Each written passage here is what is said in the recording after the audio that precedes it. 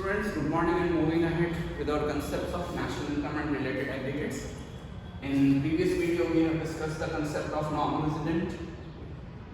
In short, if we say non-resident, first thing, the person must be living for 1 year or more in that particular country.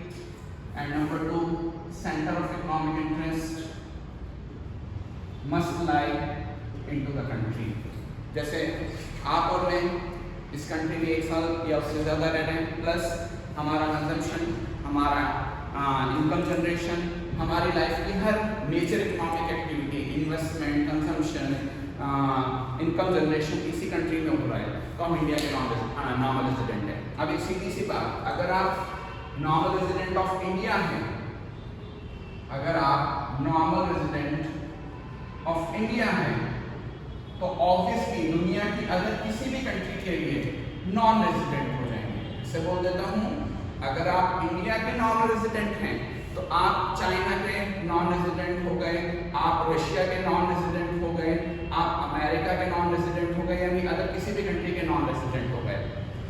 कोई भी person किसी एक ही country का normal resident हो सकता है। अगर मैं इंडिया का नॉर्मल रेजिडेंट हूँ तो मैं अदर कंट्रीज के लिए नॉन रेजिडेंट बन जाऊंगा। ओके, इसके आगे हम पढ़ते हैं domestic and national concept of income. तो अगर आपको याद हो, जब हमने नेशनल इनकम का कंसेप्ट स्टार्ट किया था, तो नेशनल इनकम के कंसेप्ट में हमने कहा था सम total of factor incomes, some total of factor incomes earned by normal resident, ये सब हमने कहा था।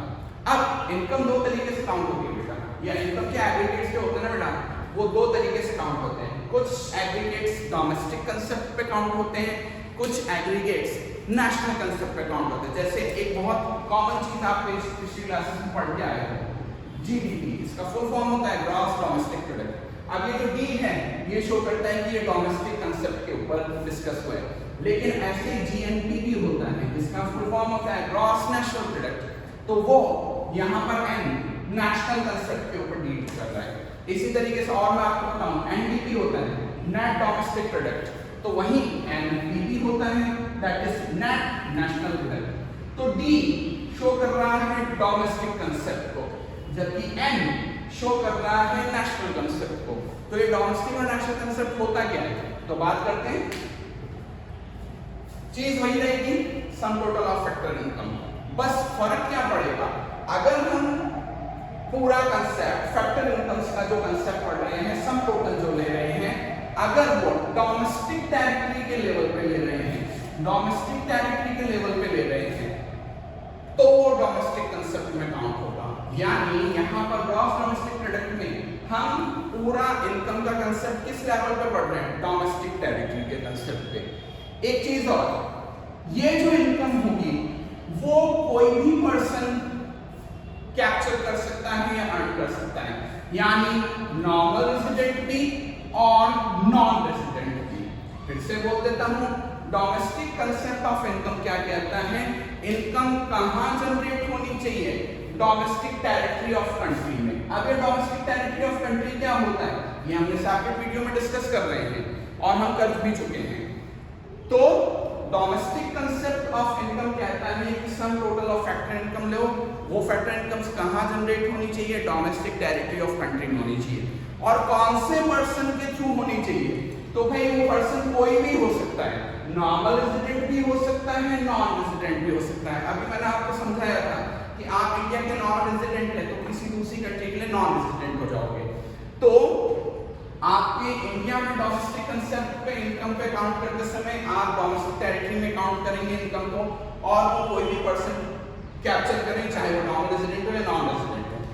जबकि जब हम नेशनल इनकम नेशनल लेवल्स पे कंसेप्ट को पढ़ते हैं या इनकम कंसेप्ट को लेते हैं, जैसे मैंने यहाँ पढ़ लिया GNP gross national product, NNP net national product, तो यहाँ पर हम इनकम को नेशनल कंसेप्ट पे पढ़ते हैं। तो फिर से सम total of factor incomes generated anywhere, कहीं पर भी इनकम जनरेट हुई हो, चाहे डोमेस्टिक टेरिटरी में चाहे रेस्ट ऑफ द वर्ल्ड में, यानी डोमेस्टिक टेरिटरी में इनकम जनरेट हो रही है, उससे बाहर भी जनरेट हो रही है, बस इनकम जनरेट होनी चाहिए।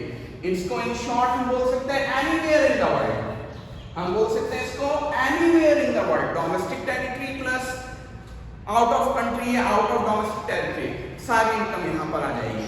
बट यहाँ पर पैच ये है कि इनकम कौन जनरेट करके देना चाहिए?